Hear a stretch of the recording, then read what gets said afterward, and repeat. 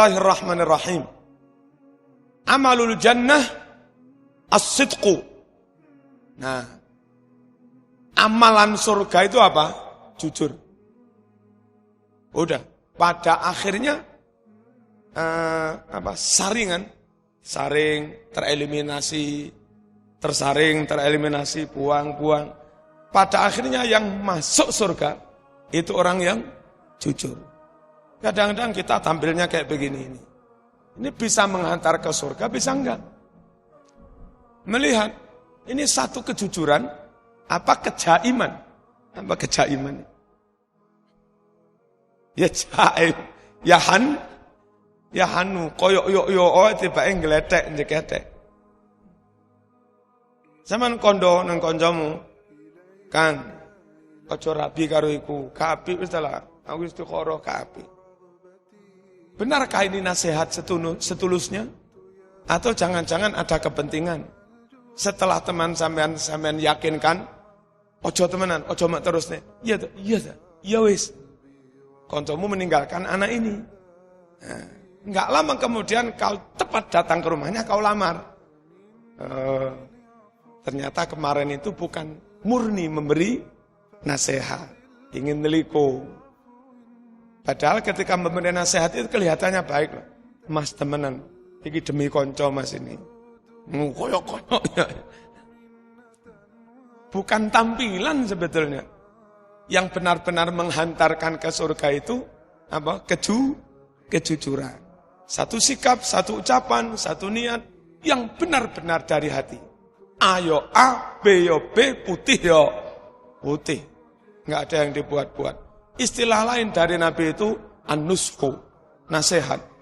Ad-dinu an-nasihah.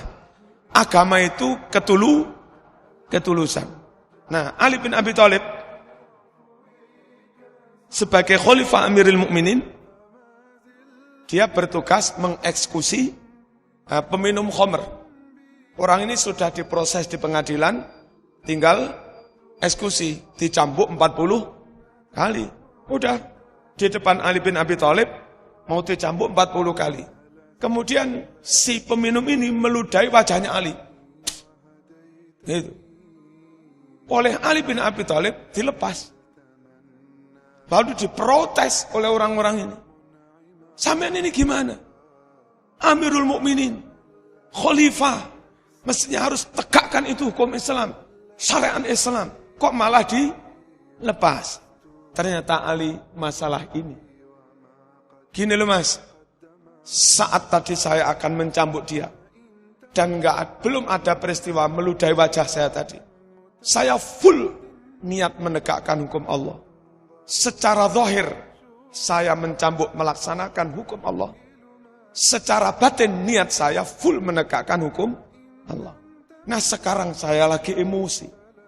Karena diludahi. Kalau saat emosi, saya cambuk dia. Zahirnya, gambarnya menegakkan hukum Allah.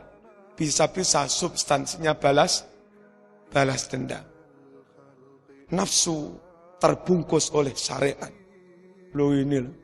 Jangan dikira kalau syariat swarga, ngurung mesti. Kejujuran pada akhirnya. Orang tereliminir apa enggak, benar-benar menjadi juara masuk surga, itu nanti tes-tesan terakhir itu kejujuran. Sholat beres, masuk. Puasa beres, masuk. Enggak tereliminasi. Gaji beres, masuk. Halal haram, nggih beres, mboten ati kula mangan haram. Masuk. Terakhir tulus. Berteman tulus. Berukhuwah tulus. Apa ada udang niku pada akhir. Amalul jannah napa? As-sidqu.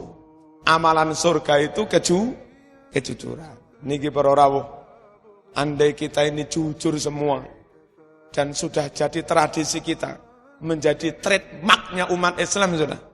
Mereknya umat Islam itu ahli jujur, ahli amanah, dikenal di mana-mana Udah, pokoknya umat Islam di mana-mana mesti jujur amanah. Kalau itu sudah menjadi ciri khasnya, trademarknya, maka orang lain akan masuk Islam itu gampang. Enggak ragu-ragu. Islam luar biasa. Satu pun enggak ada yang menipu. Satu pun enggak ada yang khianat. Jangankan kiainya, jangankan walinya, jamaah biasa itu. Goroh sekalipun enggak berani. Sehingga orang lain itu enggak ragu-ragu, enggak sanksi tentang kebenaran Islam. Lain kalau jamaah umat bagian bawah grassroots goroh. Naik sedikit ustadz goroh. Naik lagi kiainya juga goroh. Naik lagi walinya juga goroh. Lama-lama orang di luar Islam itu ini begini. Saya baca Quran, baca hadis, sebetulnya benar, gak ada yang salah. Tapi yang menyampaikan ini ke saya, ke orang yang goroh-goroh. Jangan-jangan digorohi saya ini. Nah, gitu. Meskipun melihat teks itu benar, mereka tetap sanksi tentang kebenaran Quran hadis itu. Lantaran yang membawa, yang menyampaikan itu peringas-peringis. Nggak meyakinkan. Kadang goroh. Apalagi mereka juga bolak-balik dihapusi. Tuku rambutan dihapusi. Pinjai. Ternyata bukan pinjai. Sak pohon. Ternyata kecut. Sering dikecewakan begitu. Bisa-bisa orang di luar Islam itu berpikir begini. Umatnya goroh. Jangan-jangan ustadznya yo goroh. Ternyata pernah digorohi ustadz. Suwe-suwe mikir mana? Ustadznya goroh. Jangan-jangan kiai ini goroh. Dilalah tahu dihapusi kiai pisan. Kiai ini goroh. Jangan-jangan wali songo yo goroh. Wali songo goroh. Jangan-jangan Imam Syafi'i yo goroh. Imam Syafi'i goroh. Jangan-jangan sahabat yo goroh. Bisa-bisa berpikir begitu mereka. Suwe-suwe berpikir sahabat goroh. Jangan-jangan Nabi Muhammad yo habis sudah. Mereka enggak jadi masuk Islam karena ragu. Kenapa ragu? Karena kita sering mengecewakan mereka. Makanya pernah ada sinyalemen dari Muhammad Abduh. Kenapa kadang orang Islam enggan, orang di luar Islam enggan masuk Islam? Menurut Muhammad Abduh, penyebabnya ya umat Islam sendiri. Al-Islam mahjubun bil muslimin. Islam itu terhalang dakwahnya. Orang lain sulit masuk Islam. Penyebabnya ya umat Islam sendiri. Dan akhirnya kita malah sulit berorawa. Tapi alhamdulillah Yusuf berhasil lah. 1, 2, 3, kira-kira 3 hari yang lalu saya ketamonan. Bapak orang tuanya Cina, alhamdulillah masuk Islam. Tapi lama saya meyakinkan bahwa Islam itu benar. Untung saya punya Injil. Pak, buka Injil halaman ini.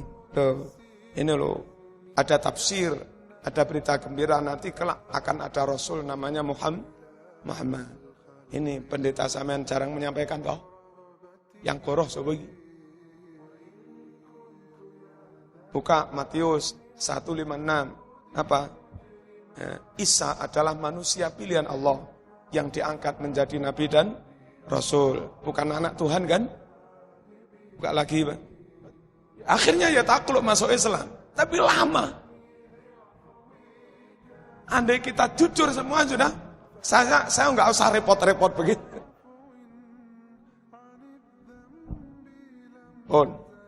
Benjing-benjing dilanjut. Amalul jannah asidku. Amalan surga itu enggak semata-mata bergantung tampil lahiriahnya. Tapi yang penting kejujuran, ketulusan. Jangan ada udang di balik rempeyek.